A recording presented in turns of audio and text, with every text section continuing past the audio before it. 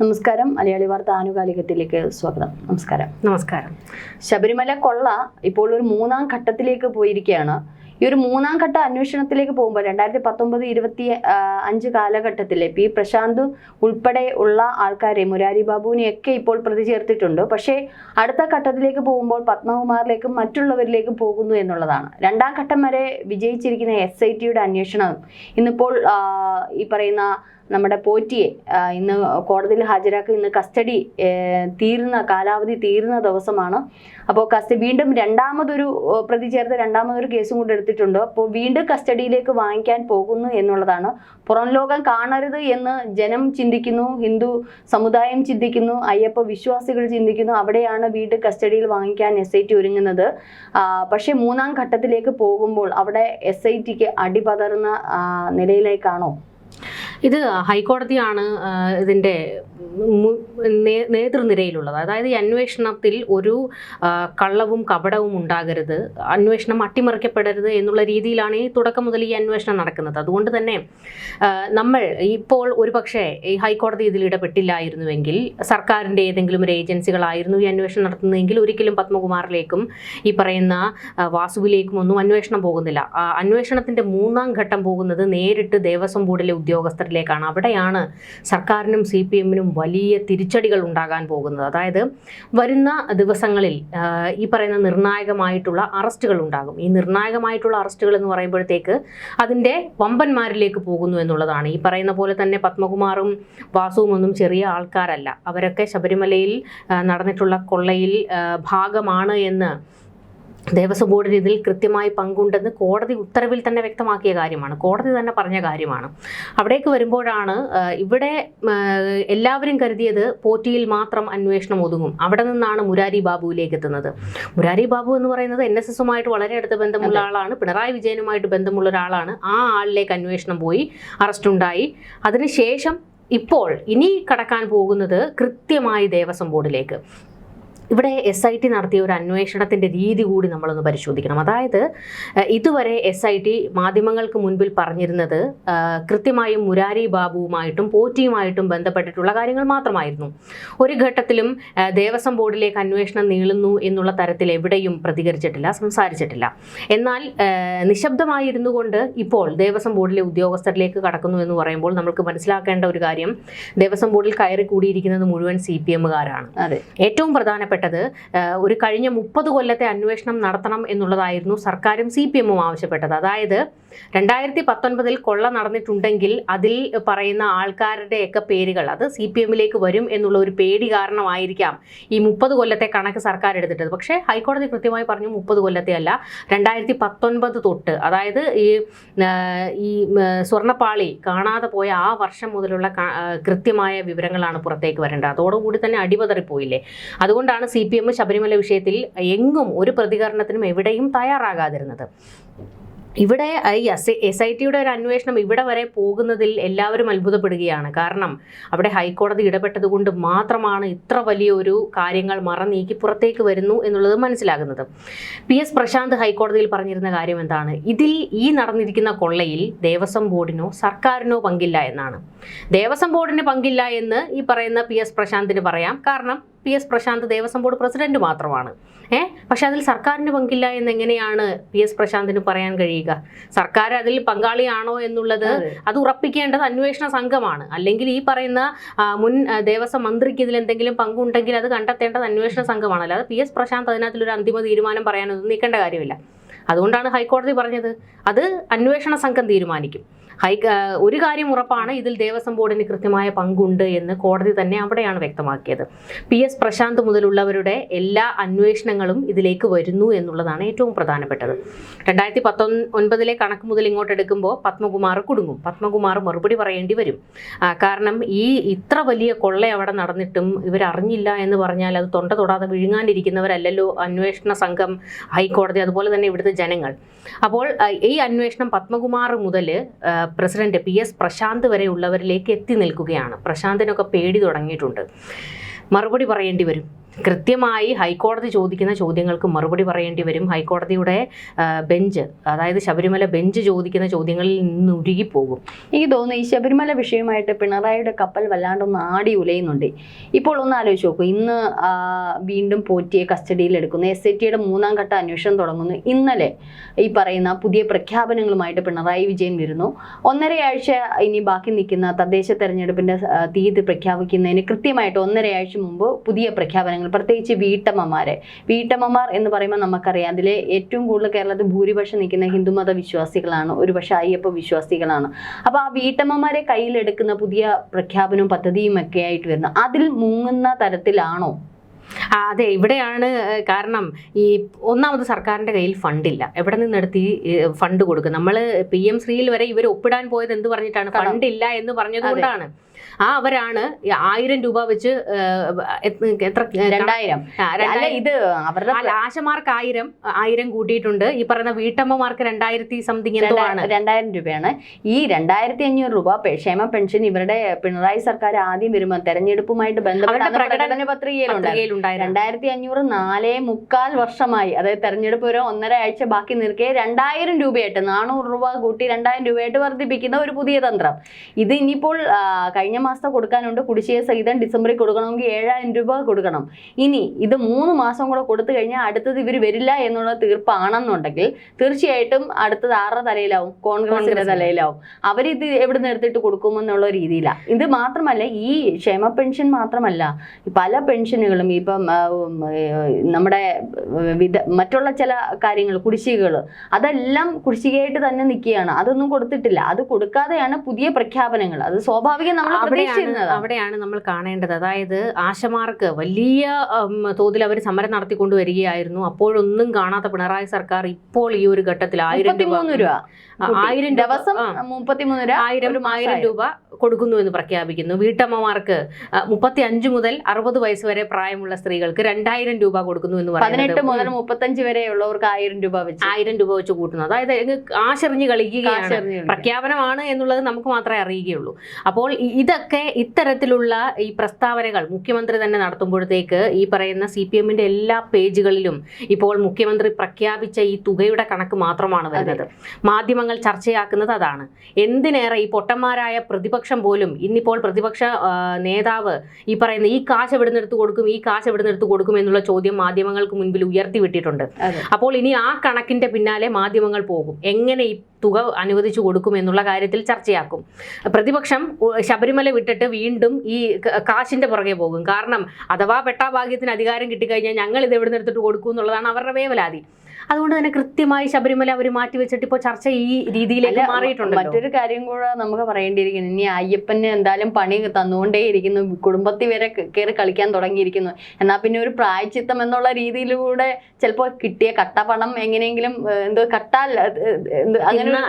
കൊന്നാൽ പാവം തിന്നാ തീരണമെന്ന് പറഞ്ഞതുപോലെ എന്നാൽ പിന്നെ അത് കുറച്ച് ജനങ്ങൾക്കും കൂടെ കൊടുക്കാം എന്നുള്ള രീതിയിലായിരിക്കാം പിണറായി കൊണ്ടുവന്നത്. പക്ഷെ ഇതിപ്പോ അതിലേക്ക് മുങ്ങുന്ന തരത്തില ഒരു 3ാം ഘട്ട SITയുടെ ഒരു അന്വേഷണം വരുന്നത് നേരെ ഒരു മന്ത്രിതലത്തിലേക്കൊക്കെ വരാൻ സാധ്യതയുണ്ട് നീളുകയാണെങ്കിൽ.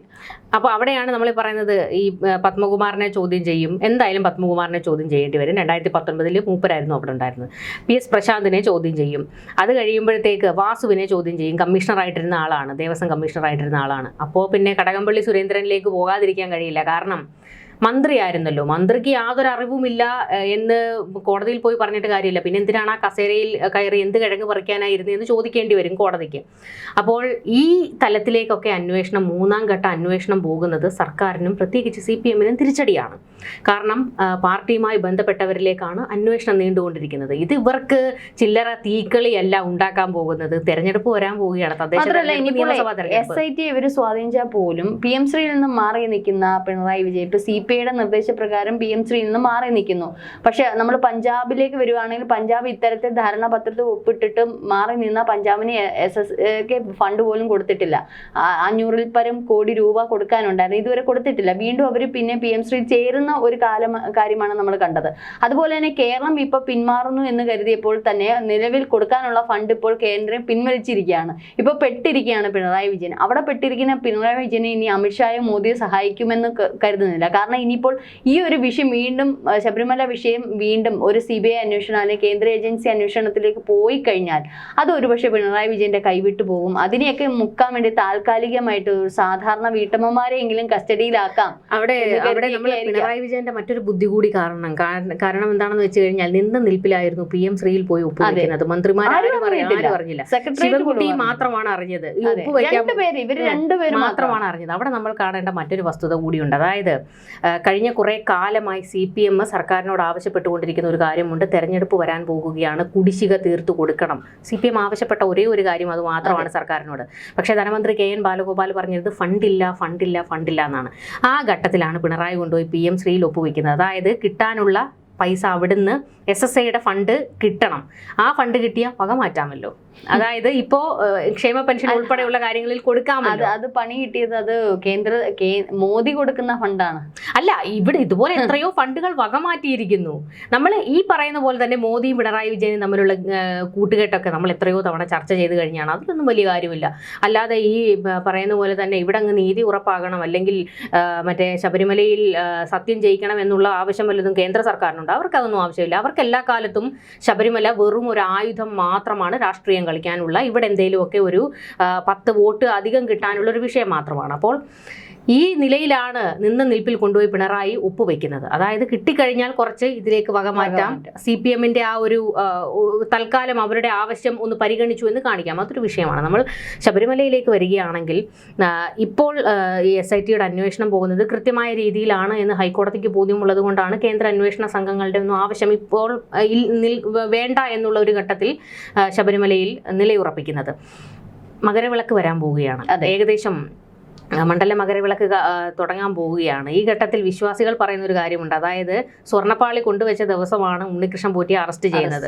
അത് കഴിഞ്ഞിട്ട് ഇനിയിപ്പോൾ മകരവിളക്ക് അടുക്കും തോറും പല പേരുകളും പുറത്തേക്ക് വരുന്നു. കൊള്ളയിൽ പങ്കുള്ള CPMമായി ബന്ധപ്പെട്ട് നിൽക്കുന്ന ആൾക്കാരുടെ ഉൾപ്പെടെയുള്ള അറസ്റ്റുകൾ വരാൻ പോകുന്നു എന്നുള്ള ഒരു കാര്യം അത് വിശ്വാസവുമായി കണക്ട് ചെയ്താണ് പറയുന്നത്. അതായത് അയ്യപ്പൻ കൊള്ള മുതൽ എടുത്തുകൊണ്ട് പോയിട്ടുണ്ടെങ്കിൽ അത് തിരിച്ചുകൊണ്ട് വെപ്പിക്കാൻ അയ്യപ്പന് തന്നെ അറിയാമെന്നുള്ള രീതിയിലാണ് അവരതിനെ വ്യാഖ്യാനിക്കുന്നത്. ചുരുക്കം പക്ഷേ മകരവിളക്ക് തെളിയുമ്പോൾ ചില കാര്യങ്ങൾ, ചില പേരുകൾ പുറത്തേക്ക് വരും. ചില നിർണായക അറസ്റ്റുകൾ ഉണ്ടാകും എന്നുള്ളതാണ്. അങ്ങനെ വരികയാണെങ്കിൽ CPMവുമായി ബന്ധപ്പെട്ടിട്ടുള്ള അറസ്റ്റുകൾ നടക്കുകയാണെങ്കിൽ ഉറപ്പായും വീണ്ടും ഈ നിയമസഭാ തെരഞ്ഞെടുപ്പിൽ പിണറായി സർക്കാരിനെ വെള്ളം കുടിപ്പിക്കാൻ പോകുന്നത് ശബരിമല വിഷയം തന്നെ ആയിരിക്കും എന്നുള്ളതാണ്.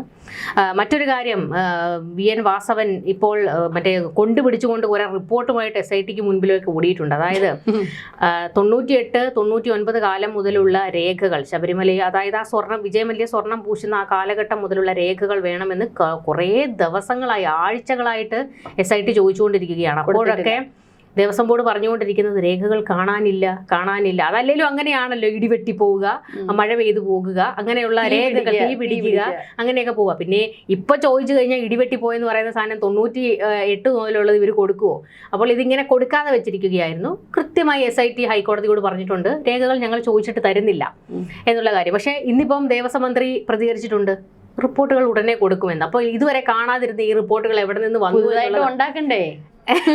ചിതലരിപ്പിച്ചെങ്കിലും ഉണ്ടാക്കണ്ടേ? അല്ല, അത് കുറെ കാലം സിനിമയിൽ കണ്ടിട്ടുണ്ടല്ലോ, ഒരു പഴയ ഡോക്യുമെന്റ് ഉണ്ടാക്കാൻ വേണ്ടി ചിതലിനെ കയറ്റി അരിപ്പിച്ച് പഴയതാക്കി കാലപ്പഴക്കം ഉണ്ടാക്കണ്ടേ? അതിനൊക്കെ വേണ്ടുന്ന എന്തായാലും ഇനി വരുന്ന ദിവസങ്ങൾ സർക്കാരിനെയും CPMനെയും മാത്രമല്ല ഈ ഒരു ശബരിമല വിഷയത്തിൽ ഒതുങ്ങുകയല്ല. കാരണം ഇനി പുതുതായിട്ട് വരുന്ന വാർത്തകൾ ഗുരുവായൂർ ക്ഷേത്രവുമായി ബന്ധപ്പെട്ട് ഒരു പക്ഷേ ചില കാര്യങ്ങൾ മാത്രമേ മാധ്യമങ്ങൾ പുറത്തുവിട്ടിട്ടുള്ളൂ. പക്ഷെ ഗുരുവായൂർ ഇതിനേക്കാളും അധികം കോടാനുകോടികളുടെ തട്ടിപ്പാണ് അവിടെ നടത്തിയിരിക്കുന്നത്. ഏകദേശം 70 വർഷക്കാലമായിട്ട് അവിടെ ഓഡിറ്റിംഗ് ഇല്ല എന്നുള്ളത്. അങ്ങനെയാണെങ്കിൽ ഒരുപക്ഷെ പഴയ രാഷ്ട്രീയത്തിലേക്കൊക്കെ പോകേണ്ടിയിരിക്കുന്ന 70 വർഷം പോയിട്ട് പിന്നീട് ഇങ്ങോട്ട് പല മുതലുകളും കാണുവാനില്ല. അത് അവിടെ വലിയ കോടികളുടെ തട്ടിപ്പാണ് നടക്കുന്നത് ഗുരുവായൂർ. അപ്പൊ ഇതൊന്ന് കഴിഞ്ഞിട്ട് വേണം ഗുരുവായൂരപ്പൻ ഒന്ന് എഴുന്നേറ്റിരിക്കാൻ എന്ന് എനിക്ക് തോന്നുന്നു. അയ്യപ്പന്റെ കാര്യം ഒന്ന് സോൾവ് ചെയ്തിട്ട് വേണം ഗുരുവായൂരപ്പനെ അടുത്ത കോടതിയിലേക്ക് പോകാൻ എന്ന് തോന്നുന്നു. ഏതായാലും ഇനിയിപ്പോ ഇനിയിപ്പോൾ പോറ്റിയിലേക്ക് നീളുന്ന ഇന്നിപ്പോ പോറ്റിയൊക്കെ കഴിഞ്ഞു, അതൊക്കെ മാറി. മൂന്നാം ഘട്ടത്തിൽ ഇനിയിപ്പോ പോറ്റി മുരാരി ബാബു ഒന്നുമല്ല, മറ്റു പല പേരുകളാണ്. പറയുന്ന പോലെ തന്നെ പത്മകുമാറിനൊക്കെ വെള്ളം കുടിച്ചു തുടങ്ങിയിട്ടുണ്ട്. കാരണം എപ്പോ SIT വന്ന് നിൽക്കുമെന്ന് പറയാൻ കഴിയില്ല. പിണറായി വിജയന്റെ ഏതെങ്കിലും ഏജൻസി ആയിരുന്നെങ്കിൽ ഞങ്ങളിലേക്ക് വരില്ല എന്ന് വിശ്വസിച്ചു. പക്ഷേ ഇതിൽ പത്മകുമാർ ഉൾപ്പെടെ ചില ആൾക്കാർ പറയുന്ന കാര്യമുണ്ട്, ഈ സ്ത്രീ പ്രവേശവുമായിട്ട് ബന്ധപ്പെട്ടാണ് പാളികൾ കൊണ്ടുപോയി. അപ്പൊ പല ഉദ്യോഗസ്ഥരെ അതിൽ നിന്ന് മാറ്റി നിർത്തപ്പെടുന്ന സാഹചര്യം ഉണ്ടായി എന്ന്. കാരണം ആ ഒരു ദിവസങ്ങളിൽ ചില ഉദ്യോഗസ്ഥരെ മനഃപൂർവ്വമായിട്ട് അവിടെ നിന്ന് മാറ്റി നിർത്തി സ്ത്രീ പ്രവേശനവുമായി ബന്ധപ്പെട്ട് നിങ്ങൾ തൽക്കാലം ശബരിമലയിൽ നിൽക്കണ്ട എന്നുള്ളത്. അപ്പോൾ തീർച്ചയായിട്ടും ഇനി പത്മകുമാറിൽ നിന്ന് കിട്ടാനുള്ളത്, പത്മകുമാർ എനിക്ക് തോന്നുന്നു ആദ്യമൊക്കെ ഒരു CPM അനുഭാവിയൊക്കെ ആയിരുന്നു, CPM-ൽ പ്രവർത്തനം ചെയ്യുന്ന ഒരു നേതാവൊക്കെ തന്നെയായിരുന്നു. പിന്നീട് ഈ പറയുന്ന CPM-ഉമായിട്ട് കലഹം ഉണ്ടാവുകയും മാറി നിൽക്കുകയും ചെയ്തിരുന്നു. പത്മകുമാറിനെ കൊടുത്താൻ വേണ്ടിയിട്ട് പല ശ്രമങ്ങൾ നടത്തിയിരുന്നു. അപ്പൊ ഇത്തരത്തിൽ പല കാര്യങ്ങളും സൂചനകളും വരുന്നുണ്ട്. അങ്ങനെയെങ്കിൽ ഇനി നമുക്ക് നിർണായകമായിട്ടുള്ള പത്മകുമാറിന്റെ ചില തെളിവുകളും ചില കാര്യങ്ങളുമാണ്. എന്താണ് പറയാനുള്ളത് എന്നുള്ളത്. അത് മാത്രമല്ല മറ്റൊരു ഒരു വിവാദം ഉണ്ട്, അതിന്റെ കൂടി സത്യാവസ്ഥ പുറത്തേക്ക് വരേണ്ടതാണ്. കാരണം പത്മകുമാർ തന്നെ പറഞ്ഞിട്ടുണ്ട്, 2019 മുതലല്ല ഉണ്ണികൃഷ്ണൻ പോറ്റിക്ക് ശബരിമലയുമായി ബന്ധമുള്ളത്. 2007 മുതൽ ശബരിമലയിൽ കയറി കൂടിയ ആളാണ് ഈ പറയുന്ന പോറ്റി. അപ്പോൾ പോറ്റിക്ക് അന്ന് ശബരിമലയിലേക്ക് എത്തുന്നത് തന്ത്രി കണ്ഠരര് രാജീവര്, അതായത് തന്ത്രി കുടുംബത്തിലേക്ക് ഉള്ള ഒരു വഴി ഇട്ട് കൊടുത്തിരിക്കുകയാണ് പത്മകുമാർ. അതിന്റെ സത്യാവസ്ഥ പുറത്തേക്ക് വരണം. കാരണം പോറ്റിക്ക് കൊള്ള നടത്താമെങ്കിൽ എന്തുകൊണ്ടായിക്കൂടാ എന്നുള്ളൊരു ചോദ്യം വരും. അപ്പോൾ അതിൽ തന്ത്രി കുടുംബമാണ്, അതിൽ അവരുടെ ഭാഗത്ത് തെറ്റില്ല എങ്കിൽ അത് വിശ്വാസികളെ ബോധ്യപ്പെടുത്തേണ്ട ഉത്തരവാദിത്വം അവർക്കുണ്ട്. അപ്പോൾ അതുകൊണ്ട് അവർ ആ വിധത്തിൽ അന്വേഷണം നടക്കണം എന്ന് അവരാവശ്യപ്പെടണം. കാരണം ഉണ്ണികൃഷ്ണൻ പോറ്റിയെ ശബരിമലയിലേക്ക് എത്തിക്കുന്നത് തന്ത്രി രാജീവരാണ്. മാത്രമല്ല ഇവര് കർണാടകയിലെ മറ്റേ അയ്യപ്പ ക്ഷേത്രത്തിൽ തന്ത്രിയായിരുന്നത് രാജീവരാണ്. അപ്പോൾ ആ ഒരു ബന്ധം വെച്ചിട്ടാണ് ഉണ്ണികൃഷ്ണൻ പോറ്റി ഇവിടേക്ക് എത്തുന്നത്. അപ്പോൾ പത്മകുമാർ അങ്ങനെ ഒരു ആരോപണം ഉന്നയിക്കുമ്പോൾ തന്ത്രി കുടുംബത്തിന് ഒരു കളങ്കമാണ് അത് വന്ന് നിൽക്കുന്നത്. കാരണം ശബരിമലയുമായി ബന്ധപ്പെട്ട് ആചാരങ്ങൾ അതുപോലെ തന്നെ പാലിക്കപ്പെടണം എന്നുള്ളതാണ് തന്ത്രി കുടുംബം എത്രയോ കാലമായി പറഞ്ഞുകൊണ്ടിരിക്കുന്നതാണ്. അപ്പോൾ നിങ്ങളുടെ നേർക്കൊരു ആരോപണം വരുമ്പോൾ അതിന്റെ സത്യാവസ്ഥ പുറത്തേക്ക് വരേണ്ട ഉത്തരവാദിത്വം നിങ്ങൾക്കാണ്. അതിനുവേണ്ടി നിങ്ങളാണ് മുന്നിട്ട് നിൽക്കേണ്ടത്. അപ്പോൾ അതിലും സത്യം എന്താണോ അത് പുറത്തേക്ക് വരണം. എന്തായാലും ഈ ഒരു ചർച്ചയുടെ അവസാന ഘട്ടത്തിലേക്ക് എത്തുമ്പോൾ ചുരുക്കം പറഞ്ഞാൽ ഒരു മൂന്നാം ഘട്ടം എത്തുന്ന ശബരിമല വിഷയം SIT അന്വേഷണം പല പ്രഗത്ഭരിലേക്ക് ഉന്നത തലത്തിലേക്കുമൊക്കെ പോകാൻ സാധ്യതയുണ്ട്. അതിനെയൊക്കെ വെച്ചു മൂടാൻ പിണറായി ആവുന്ന വിധം ശ്രമിക്കുന്നുണ്ട്. LDF സർക്കാരിനെ ഒന്ന് നിലനിർത്താൻ ആ വയ്യാത്ത കൈകൾ വല്ലാണ്ട് പാടുപെടുന്നുണ്ട്. ഏതായാലും താങ്ങി നിർത്തട്ടെ, കൈകൾ ശുദ്ധമാണെങ്കിൽ തെളിയിക്കട്ടെ. കൂടുതൽ ചർച്ചകളുമായി കാണാം. നമസ്കാരം.